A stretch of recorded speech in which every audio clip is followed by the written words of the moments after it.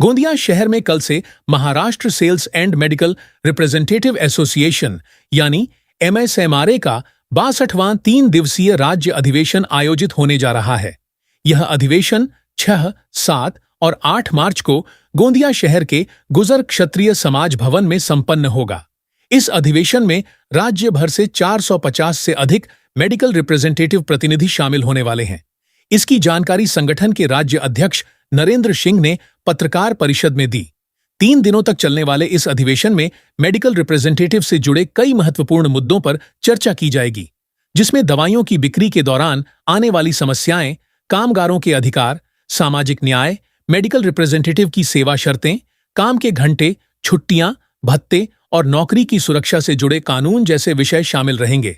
इसके साथ ही दवाइयों की बढ़ती कीमतें, जीवन रक्षक दवाओं पर लगने वाला टैक्स, मेडिकल उपकरणों की बढ़ती कीमत और ऑनलाइन दवा बिक्री में हो रही अनियमितताओं जैसे सार्वजनिक मुद्दों पर भी इस अधिवेशन में मंथन किया जाएगा। इस बारे में संगठन के पदाधिकारियों ने विस्तृत जानकारी दी। ही कॉन्फरन्स आमची 6, 7, 8 रोजी आयोजित करण्यात आलेली आहे। आमच्या गोंदिया युनिटने भरपूर मेहनत करून ही कॉन्फरन्स आयोजित केलेली आहे। यामध्ये आमचे 37 शाखांमधून 400 काही मेंबर्स डेलिगेट्स जे आहेत ते पार्टिसिपेट करतील। कुठल्या मूळ मुद्द्यांवर या ठिकाणी चर्चा होणार आहे?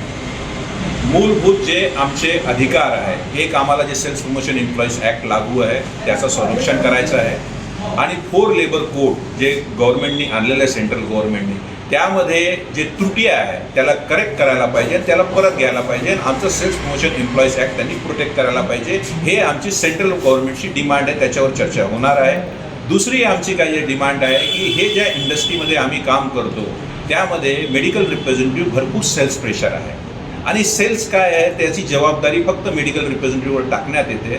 ते न टाकता त्यांनी काय जे आता सगळ्या वर्ष चर्चा करून आमच्या जॉबला जे आमचं कामाचे जे स्वरूप आहे ते सेंट्रल गव्हर्नमेंट नोटिफाय करावा आणि काही इंडस्ट्रीने त्याला मान्य करावा, त्याच्यावर पण चर्चा होणार आहे।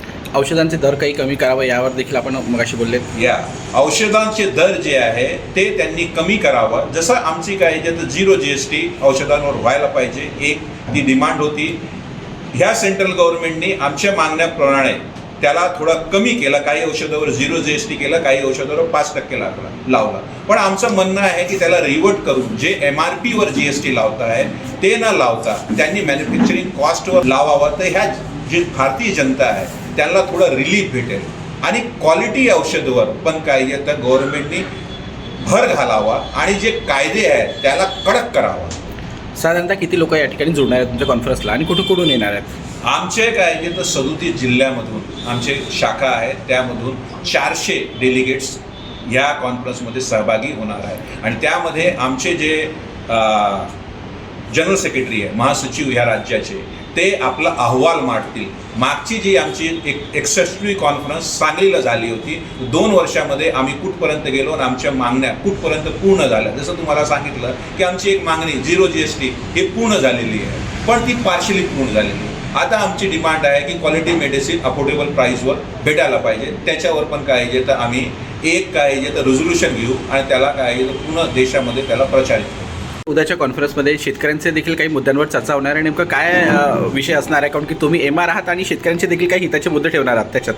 हो, नक्कीच। आम्ही मुळात म्हणजे सगळे शेतकऱ्यांची मुलं आहोत आणि आपल्या देशातली अर्थव्यवस्था त्यातल्या त्यात प्रामुख्याने महाराष्ट्रात सुद्धा जवळपास 59% लोक शेती व्यवसाय किंवा शेतीपूरक व्यवसायावर अवलंबून आहेत आणि जर शेतकऱ्यांना चांगलं उत्पन्न मिळालं तर त्याचा मार्केटमध्ये लगेच इफेक्ट जाणवतो आणि जे सध्याचे अमेरिकन सरकारचे भारत सरकारबरोबर टेरिफ करार होतोय त्या सांगितलं जातं आहे की त्याच्यामुळं भारतातले शेतकरी खूप मोठ्या प्रमाणावर प्रभावित होऊन भारतीय मालाच्या किमती त्याच्यामुळं पडायला सुरुवात झालेली आहे। त्याच्यामुळं नक्कीच शेतकरी निगडित प्रश्नांचं सुद्धा या अधिवेशनांवर मध्ये चर्चा केली जाईल आणि त्यासाठी येणाऱ्या काळात जे काही शेतकरी संघटना आंदोलन उभं करतील त्याला आमचा पाठिंब्याचा विचार केला जाईल। नेमकं उद्या घेण्यात येणारा जो 3 दिवसाच्या नंतर जो ठराव असेल तो कुणाला आपण सादर करणार आहात आणि काय मागणी असेल त्या ठरावात?